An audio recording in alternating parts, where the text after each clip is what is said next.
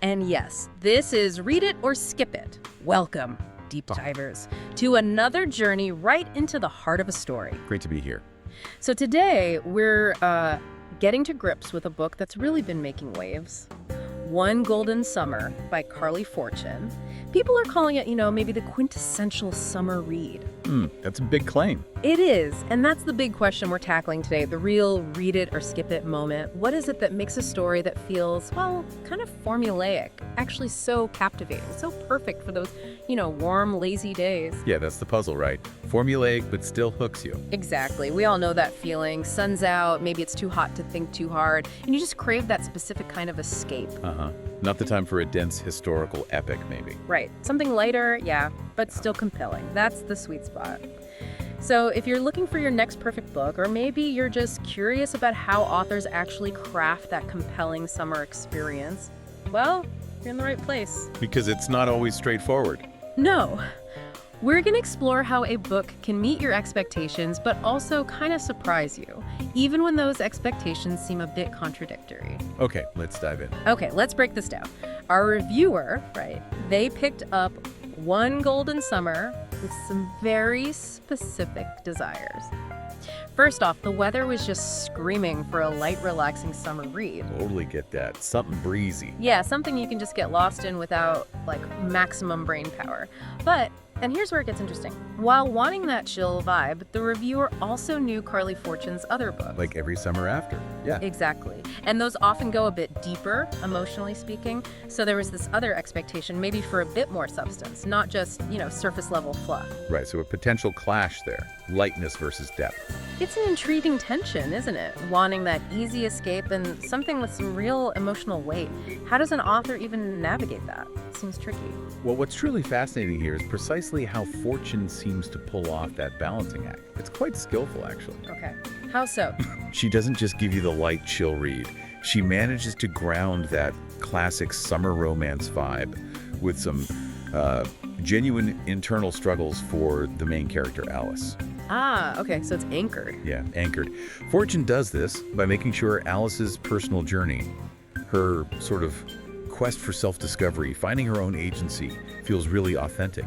The emotional stakes are definitely there, they feel real, but they're woven into the story in a way that never really loses that breezy, escapist tone.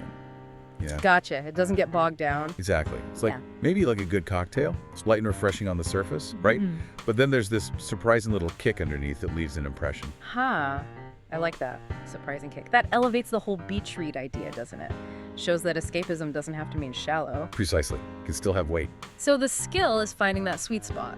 Did the review mention specific moments where that blend really clicked, where the light and depth worked perfectly together? Yeah, it seemed the emotional impact really lands through the characters' evolving relationships and also through Alice's internal monologue. We really get inside her head. Okay. Fortune doesn't lean on huge dramatic events for the depth. It's more in the quiet moments, those little realizations, the steps in her growth, especially as Alice deals with past hurts and her current insecurities. Subtle? Very. And that lets you connect emotionally without getting overwhelmed, keeping that perfect summer read pace. Excellent. Okay, speaking of characters, let's dive into who makes this story tick. Starting with Alice, our main character. Right, Alice. So we first meet her when she's 17. She's escaping the sweltering Toronto summer heat, heading off to Barry's Bay with her grandma and younger siblings. Classic summer escape. Familiar sound. Then, fast forward to the present, she's actually bringing her grandma back to the same lake. Grandma's recovering from hip surgery, and Alice is sort of seeking to recreate great memories. Nostalgia and responsibility colliding. Totally. And her defining trait, the review points out, she's a classic people pleaser, you know the type. Someone who often puts everyone else's joy and needs way ahead of her own. Oh, that's relatable for so many people. It really is. But what specific things, instances or internal thoughts did the reviewer highlight that made her struggle feel really authentic, made it resonate? Well, Alice, as a people pleaser, it's common. But Fortune makes her feel incredibly real by showing us, not just telling us. Right. Show, don't tell. Exactly. Yeah. The reviewer pointed out how Alice's internal thoughts are just constantly buzzing with anticipating what others need. Her siblings, her grandma, and then later Charlie. Always like an outlet. Always. She often pushes down her own desires, like her actual dreams about a career in publishing, just because, well, it feels easier or less confrontational, maybe. Avoidance. Yeah. Like, the reviewer mentioned scenes where Alice would just agree to plans she clearly didn't want, just to avoid disappointing someone, or how she'd jump in to solve others' problems while completely neglecting her own stuff. Wow. That sounds exhausting. It is exhausting. And it's this subtle but really consistent portrayal of that self-sacrificing habit that makes her journey towards finding herself so compelling. Yeah, it's powerful seeing that play out.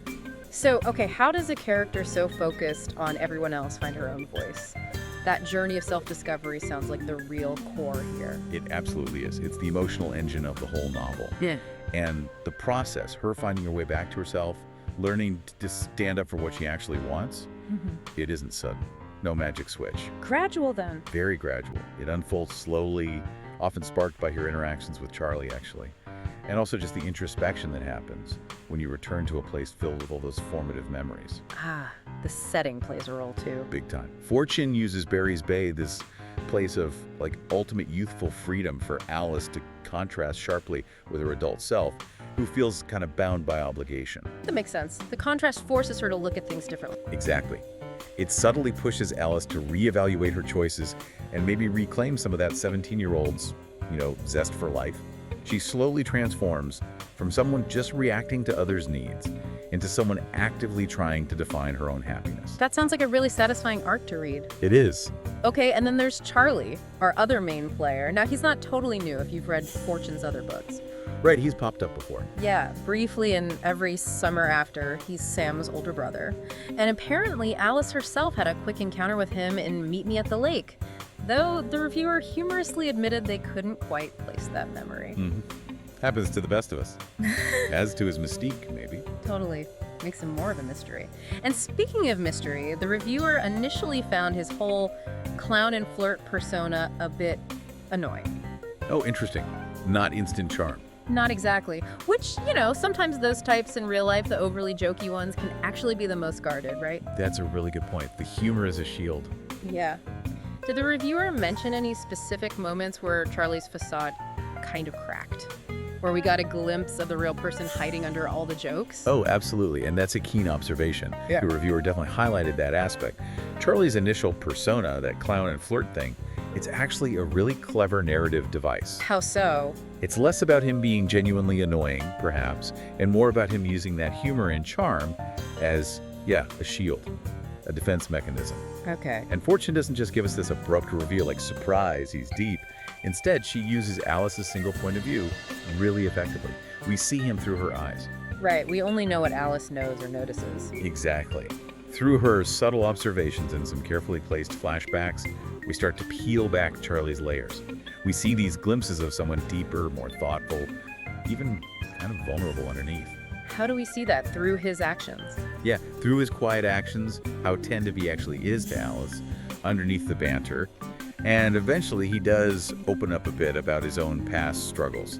It's this really organic emergence of his true depth that makes him super intriguing. Okay, so he grows on you. And despite that initial annoyance, the review says the chemistry between Alice and Charlie is, undeniable. Oh yeah, sparks fly, apparently. But the reviewer noted something specific and kind of interesting.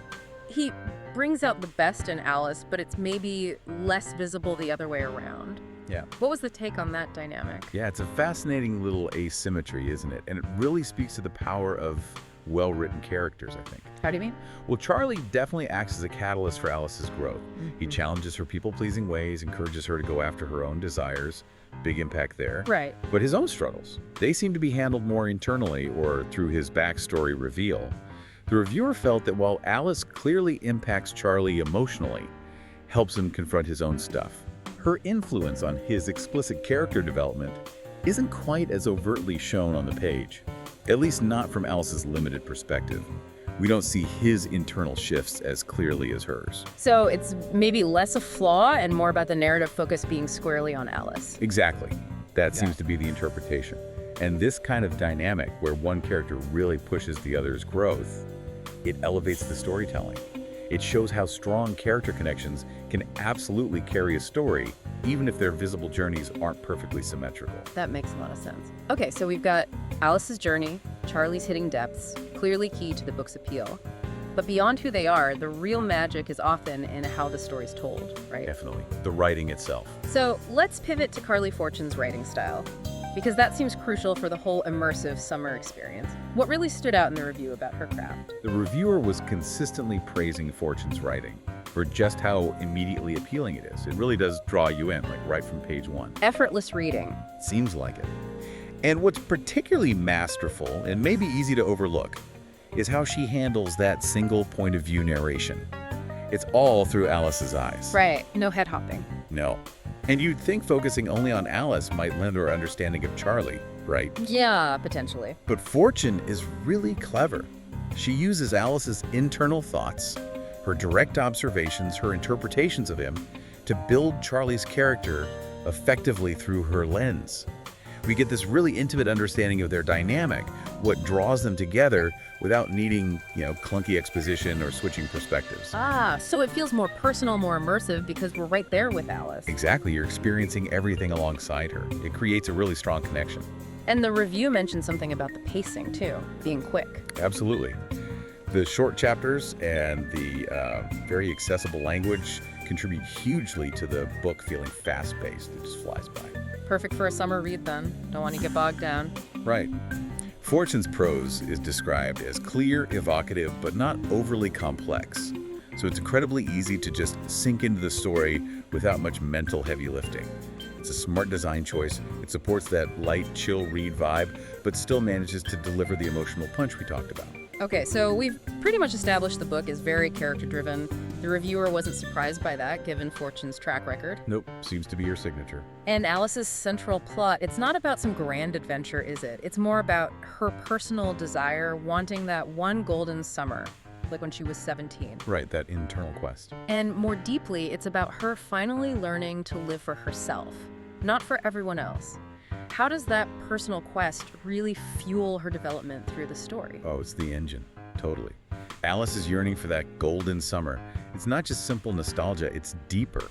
It's a desire to get back to a time when she felt maybe unburdened, truly herself. Before the people-pleasing really took hold. Exactly. And that yearning drives her interactions, especially with Charlie. And it forces her to confront the choices she's made since that original summer. Her whole arc of learning to live for herself is just deeply tangled up with her ability to pursue actual, genuine happiness, both personally and professionally, too. Right, the publishing dreams. Yeah. The internal conflict that people-pleasing default versus her true desires, that's what gives the story its main tension. And it makes her eventual journey of self-realization feel really earned and satisfying. It really proves that sometimes the most powerful stories are the internal ones, right?